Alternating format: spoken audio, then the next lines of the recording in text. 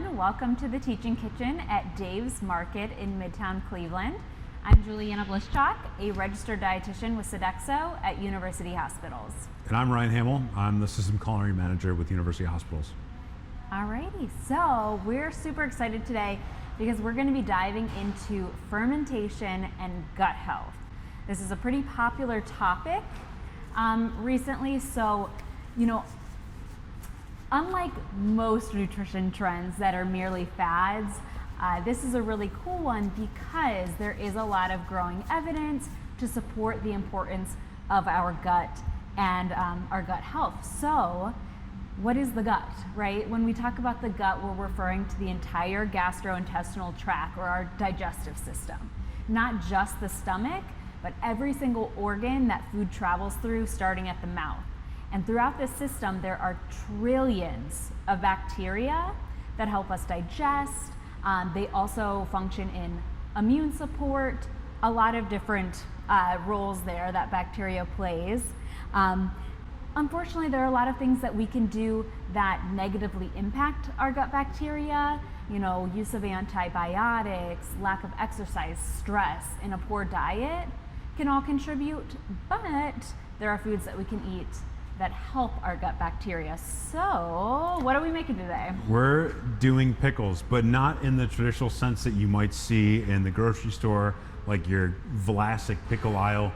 We're using a process called lacto-fermentation, which is kind of a cool way to, where we take salt and it mixes with the simple carbohydrates in the fruits and vegetables, and that creates this lactic acid that actually preserves and ferments the fruits or the vegetables that we're going to be doing today. And you can use a wide variety of vegetables. I started this process last week so that we could have some stuff available to show you guys today, finished product. So I did like radishes and carrots and cauliflower and bell pepper.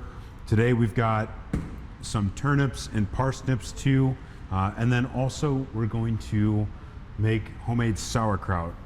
And I am born and raised Midwestern, and sauerkraut is like a staple in my house since I was growing up. We've always had like the bags of vinegary, really nasty sauerkraut that's like soft and kind of dodgy a little bit. This is crisp, it's light. We were tasting it earlier. It's got a nice little briny note to it, many different depths of flavor, so it's a lot of fun. We're also going to talk about some of the cool tools that we use for fermentation. Some tricks that you can apply. It's super easy. It's just not going to take that long to go through it all. Some tricks that you can apply, then maybe some troubleshooting too, because there are some things, it's easy process, but there are some things that can kind of go a little bit awry, and I want to prepare everybody for that, like what to do in case it happens. So we'll kind of get into it here. So the first thing that we're going to do is the pickled vegetables, and I've got a bunch of different things here. You can use whatever you would like. Look for items that are low acid items. So we're staying away from like tomatoes and strawberries. We're going to focus on more alkaline things like cruciferous vegetables like turnips, parsnips, cabbages. Cauliflower works wonderfully. I've also got some carrots here and a bell pepper, because the bell peppers do get a little, I don't know, like fizzy kind of. It's really goofy. We were playing with it earlier. So really, the other components that we need, I've got some spices here. On the recipe that I'm going to post, we've got coriander, fennel seed, black pepper. But this is, I was pulling stock from our spice collection here, and this is pickling spice. It's bay leaves, allspice, black pepper, mustard, coriander. So it's a bunch of different things. This works just as fine. We've got kosher salt. It's non-iodized. This is just very pure sea salt or kosher salt that we can use. Some raw garlic, 1 clove per jar. The first batch that I did 2 cloves per jar, and it will definitely make your whole house smell like garlic. So I would recommend cutting back on that a little bit. And then we've got the jars themselves. Wide mouth quart jars. These are ball jars. I think you can get a dozen of them for like 18 or 19 bucks through Dave's Marketplace right here. I found these on Amazon. They come with the lids, and then the lids are like little screw top guys, and then these guys, they're fit on top, and it goes together like that. It's real simple. Now these have all been washed, rinsed, and air dried, and then I used some filtered water or distilled water to shake them out and then dump them, because in Northeast Ohio in particular, our tap water has chlorine in it, and chlorine can actually inhibit the bacteria growth. So most cases that we do demos here, we're looking to inhibit bacteria growth. We're actually looking for that bacteria here to grow. That's what that lacto fermentation process is about. I've got some cheesecloth here. You can buy this at many places. You can find it in grocery stores. You can find it on Amazon. It's super cheap and you can buy a ton of it pretty easily. You could also use like a terry cloth dish towel or something like that. Just something to cover the container and let them breathe for a couple days. And I'll talk about that whole process here shortly. And then these guys are actually ball jar weights, and they're designed to fit in the mouth of the jar so that they can weigh all of the stuff and keep it below the water level, below the brine level. And that's gonna allow things to stay kind of like in this anaerobic or lack of oxygen environment where the bacteria grows best, okay? We also wanna clean our vegetables very well. Make sure that you rinse them with the filtered water or distilled water. That way, all bacteria, we're not bringing any bacteria to the party. We're just focused on our salt and our vegetables, and I think we are ready to go. Cool. So let me grab my mise en place here. And I've got some salt water. I've got some salt water here. This is actually 1 1/3 quarts water and 4 tablespoons of kosher salt. Add that there. It's gonna be cloudy. It's gonna take a minute to dissolve, and that's okay. We're just gonna whisk it up a little bit to kind of help it out. And set this to the side. Our garlic cloves, let me slide these guys around so I can give you a better view. Our garlic cloves are just gonna get smashed really quick. Really gently, just to break them up a little bit. And I'm doing 3 jars, so I've got 3 cloves of garlic. Like I said, I got my cauliflower here. We're gonna put a couple things of cauliflower on the bottom of it. These have all been rinsed off. This is real simple. Once you do all your cutting work, that's kind of the hard part. That takes a little bit of time. Everything else is just a matter of putting it in the jars. And you can build these however you want. I'm gonna kind of alternate colors here a little bit just because it looks cool on the shelf. But when I did these last week to kind of practice, I used yellow bell peppers that came out really cool.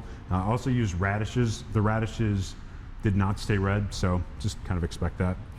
These are sliced parsnips, and I took them, peeled them, sliced them, probably about 3/8 of an inch thick. And we're gonna throw those guys in there. Just, you know, like a cup, I guess, half cup. It doesn't have to be exact. These are turnips that I took, peeled them, and then cut them into like French fry cuts, maybe like a baton or so. It's about a 3/8 of an inch thick. And then I've got some bell peppers. And the bell pepper here is real easy.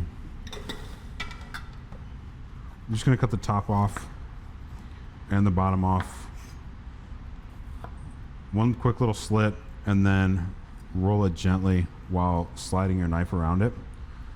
And that's gonna clear all those seeds out and give you access to that membrane. Wow. And we wanna clean that membrane out, okay? Just the flesh of the bell pepper. And we can kind of set these aside. And then we'll cut these into little strips. You can cut them into dices. Really, however you want to do it, it's completely up to you. You know, 2 bites I think is kind of fun. So we'll just add a couple bell peppers to each jar. And shake them down so they can kind of all fill the little nooks and crannies. The more vegetables you get in each jar, the better. But you don't want to fill it above the rim. So let's pack a couple more turnips, a couple more peppers. That one looks good. That one looks good. And then I will kind of set all this stuff aside and work on another use for those. Clove of garlic in each jar. And then we take about a tablespoon of our spice mix. Right? Yeah, about a tablespoon of our spice mix into each jar. Give them a good shake. This guy's kind of got, come on, get in there. This is a fun job for the kids to do. You can kind of have them shake it all down and shimmy those vegetables in the corners and the cracks. And then we're going to take our salt water, give it a good whisk.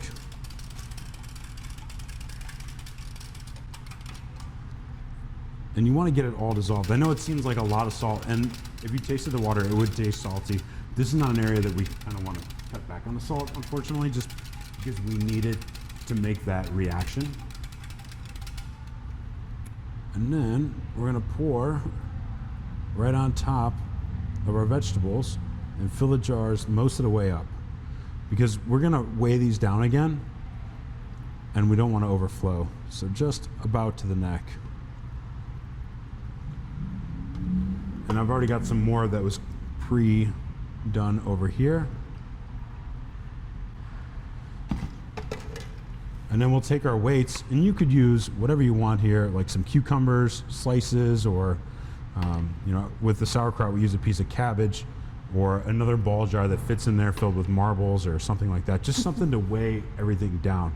Yeah. Because this is going to create our anaerobic environment, and if you let anything get above the water, that's where it could potentially get mold or break down faster than we want it to.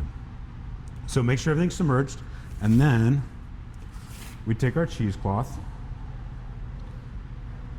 1, 2, 3, and the lid gets twisted on. It doesn't have to be that tight. Our goal here is just simply to keep that cheesecloth in place. And the cheesecloth is going to let the gases escape that are caused by that lacto fermentation process, but keep it so bugs and dust can't get in there. And then we'll leave it like this for 3 days. Now I want you to go in every couple hours for the first day or so. I mean, not while you're sleeping, obviously, but check it. Wash your hands nice and clean. I use gloves. Gloves are great. Push it down, make sure that everything is submerged, and then after about 24 hours, start tasting the vegetables, and you'll notice that they start to get this nice little briny flavor. And when they're as sour as you like them, then put the caps on, take the cheesecloth out, throw it out, take those weights out, and you can wash them and save them for later use. And then we put the cap on. I'll show you, real simple. The cap goes on like yay, and then screw the lid on, and then date it for the date that you jarred it, basically, and then stick it in the fridge. When you put it in the refrigerator, the cold in the fridge is going to decrease that lacto fermentation process to almost zero, and it's going to allow these vegetables to hold on to their crispness and the sour level that you had when you put them in there. But I went 4 days with the original ferment on these guys. I think that I probably could have done 3 days and been just fine, but they are crispy and funky and full of tons of flavor, so I kind of like them. But I would experiment a little bit. Give it 3 days. If you think that they should be a little bit more sour, then give them a 4th day. So we'll have these available for the live demo in a month. I will keep an eye on them and, I don't know, see where we go with it. So those are lacto fermented vegetables. You could also use this process for cucumbers and peppers, hot peppers too. This is what they look like after they've been in the brine for about 4 days. The brine is now a little bit cloudier. Again, I had radishes in here, so it's kind of got a little pink hue to it, but the carrots and the radishes and the cauliflower and the peppers have all kind of like shared each other's flavors and stuff. It's all mixed in there. Also, the spices are in there. You're gonna see a lot of bubbles. Every time you push down, that lacto fermentation process creates gas, and the bubbles are gonna start rising to the surface. So it's a real, like, you get to witness it as it's going on. It's kind of cool. And then if you see any, oh, you might see a little bit of a scum on the top, like a little substance on the top. Just scoop that off, no big deal. But if you do see mold, like I've noticed with my first batch that the cheesecloth actually got a little bit wet and there was a little bit of mold growing on top of it, just get rid of it, wipe the rim really good with some distilled water, and then change out the cheesecloth. But if you see mold on the surface, make sure everything's submerged. Take that piece out that is moldy and then kind of scrape like the top layer out. It's fine once you get rid of the mold, but it's fine to continue the whole process in eating them, but just get rid of the mold. You don't want to eat that. The best thing to do is just avoid that situation, and the easiest way to do that is just keep everything submerged. So vegetables are done. We'll show you what they look like, kind of presented up. Here we just took some flatbread, grilled them up, a little bit of hummus, some extra virgin olive oil to make it look nice, and then the vegetables are set aside. You can see the radish, the cauliflower got a little bit pinker, the red bell pepper is still nice and crispy, and they are crispy still. Mm-hmm. It's really cool. So good. Pickles, again, you can use cucumbers, you could use pretty much whatever you want. So, lacto fermented vegetables. Now, we get to sauerkraut. Let's do it. Right? So same thing, I've got my ball jars, I've got my jar weights, cheesecloth, lids, and then here we're not going to do salt water like we did with the vegetables, we're just going to use salt. And there's going to be a little bit of a different breakdown process with the cabbage.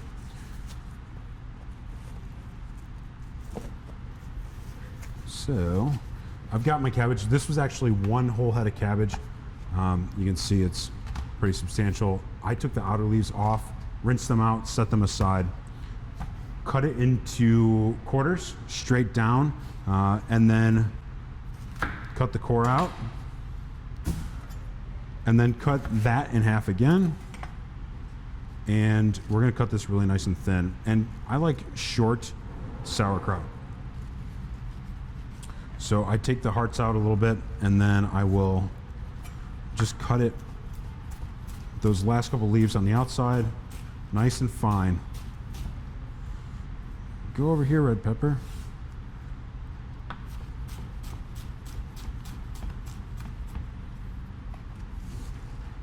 That goes in there.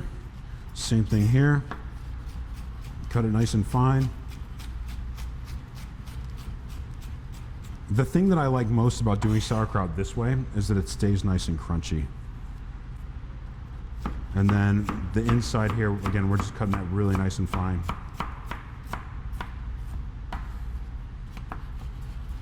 And that's it. And I got the rest of it done. This is one whole head of cabbage. It's about 3 pounds is what it weighed when we started. I'm gonna try to get all of this into 2 jars. I think I might have needed a third one, but I've got other pickles in it, so we'll have to do. I've got here, let me check my record, 1.5 tablespoons of kosher salt. It might not look like a lot, but it is plenty. And then now we're gonna massage it. So this takes about 4, 5, 10 minutes, depending on hand strength. But really, you can see I'm kind of like squeezing it together and scrunching it up. So I'm gonna do this for a minute and let Juliana talk a little bit more about some other fun things that we can play with. Sure. So we are showing you 2 types of fermented foods, but there are a lot of other options out there. Similar to sauerkraut is kimchi. There's also yogurt, kefir, kombucha, miso, tempeh. I mean, the list goes on and on and on. So these are really awesome because you can make them at home. You can also find them pretty readily available at the stores these days. So how these work is when they go through that natural fermentation process, they grow living microbes. And that is what we refer to as the probiotics that are beneficial for the gut. You can also find probiotics in a supplement form. However, these do tend to be really pricey, and these supplements are also not regulated by the FDA. So keep that in mind. As a dietitian, I usually recommend looking to food first for, you know, your nutrients, all of that. But definitely talk to your doctor to see what's right for you. And then I can't mention probiotics without mentioning prebiotics. Kind of confusing, but prebiotics are like the food for probiotics. So they are what helps that good bacteria grow. And they're mainly found in fibrous fruits and vegetables. So hopefully those aren't too hard to find. You know, they're not quite as specialized as something like kimchi. You know, this is just getting fiber in your day-to-day diet, and that's going to feed that good bacteria. He mentioned earlier too, sodium content. If you're worried about sodium, I would say kefir, yogurt, kombucha, they're all going to be lower in sodium if you're still looking to do a fermented food. Another thing to be aware of though is sugar content. And sometimes something like yogurt can have a lot of hidden sugar added to it. So, you know, this isn't to deter you at all, but just something to be aware of, you know, when you're comparing labels and stuff to decide what's best for you if you decide to go the shopping route first before you dive into the at-home kombucha-ing, sauerkrauting thing. I would be interested to see like how much sodium is actually retained by the pickles in the process. That's a good point. I don't know. No, we need another one now. We need to do an experiment. Right, right. Okay, so I am actually pretty good here. And you can see that the volume on this has decreased exponentially. And it's now, look at that, there's the water in the bottom that's kind of all brined up a little bit. At this point we can add caraway if you like it. If you don't like it, don't add it. And we're gonna give it a quick little toss here. I got some tongs. Tongs make it easier to put in the ball jar. You could also use the funnel. I didn't have one. And then we just put it, just kind of like fill the jars. And we're gonna split this evenly up between the two jars, and we're gonna pack it in there.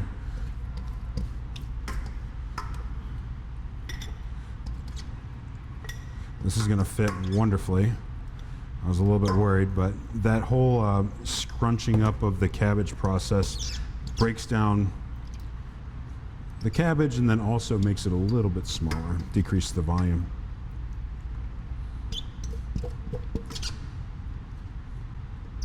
And we'll just split that little brine that's kind of like hanging out in the bottom of the bowl.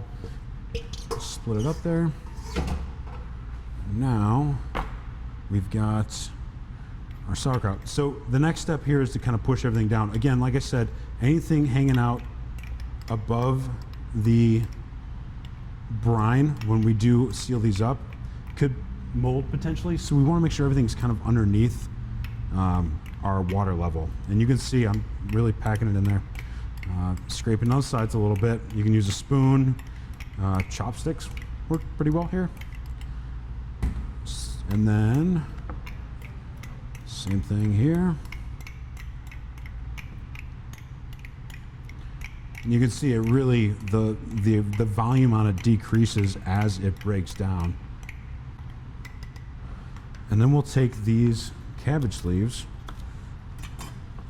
and cut the hearts of them out. We can pop it in there. That's cool. Yeah, and this then becomes kind of like our surface for everything to sit on top of. We put our weights in there and then squeeze them down. And you can see that brine really almost completely submerges it all the way as is. If you need a little bit more brine in there, you can top it off with a little bit of salt water. I've added a teaspoon per cup of salt water here, just so that it's above the vegetation line. And then same thing here. Cheesecloth. Come on, guy. Cheesecloth, and then our screw top lid. Let this sit at room temperature, 65 to 72 degrees for at least 24 hours. Check it after 24 hours. And I went 4 days on the original ferment. I think 4 days is great. It could be 3 if you're closer to 72 in your house. It could be 6 if you're closer to 65 in your house. Just taste it, make sure you put the cabbage back on top, give it a good push. Come back here every, maybe hour or so and push and make sure that everything is staying below that water level, and that'll make sure that you don't run into any problems with mold or things growing that you don't want to be growing. And when you're all done, this is about half full because Chef Tony and I put it on sandwiches earlier. I couldn't even help myself, I had to try it. But you can see the color on it has changed. It's a little bit muddier.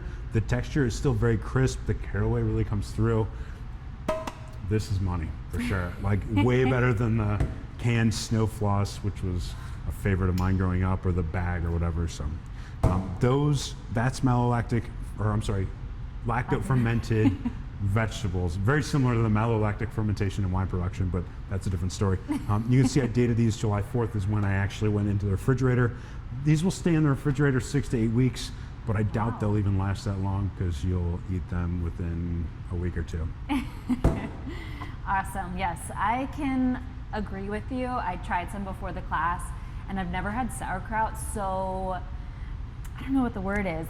It's like tangy and crisp. It's not like vinegary at all, though. Exactly. There's a lot of different flavors to it instead of just that really, really acidic flavor. So that's super cool, and I'm so glad that I was able to try it.